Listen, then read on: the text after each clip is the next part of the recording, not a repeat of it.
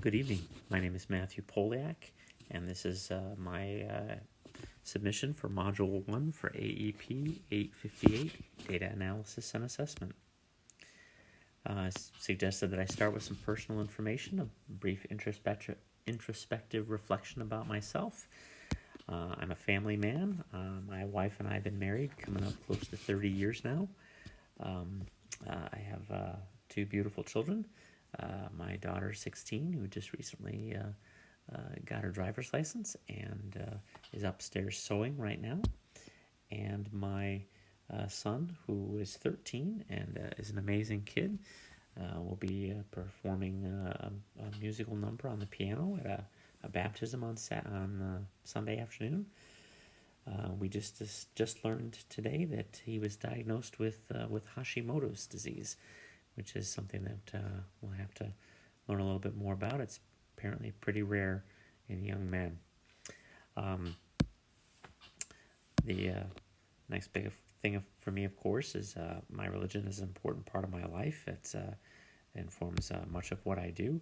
But what we're talking about here, of course, is my educational commitments and responsibilities. I've been a science teacher, specifically chemistry and physics, for the last 24 years. I've also been involved in theatrical productions and so forth with the school as an extracurricular. I was the drama director at Bloom High School for about 9 years. That was an after-school activity, of course. And right now I'm currently doing driver education during the summer. It eats up a lot of my summer hours. And so that's where I am here.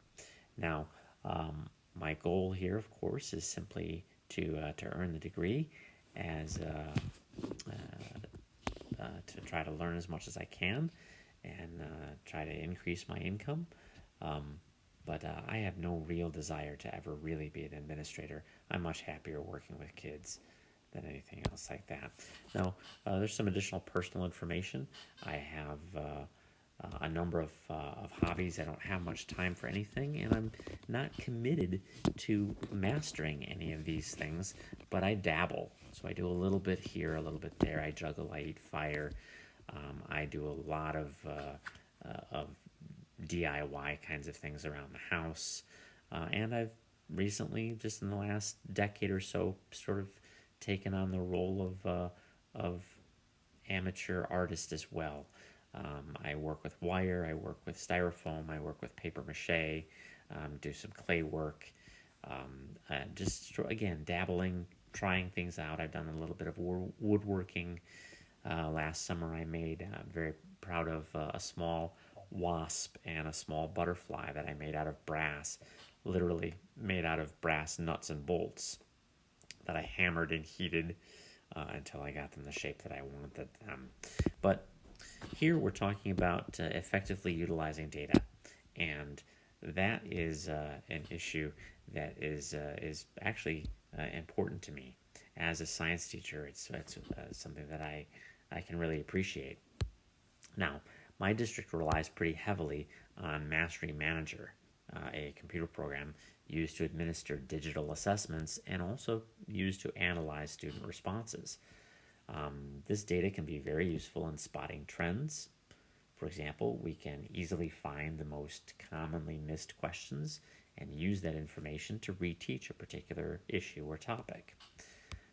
Like so many of these sorts of programs, there are lots of features included.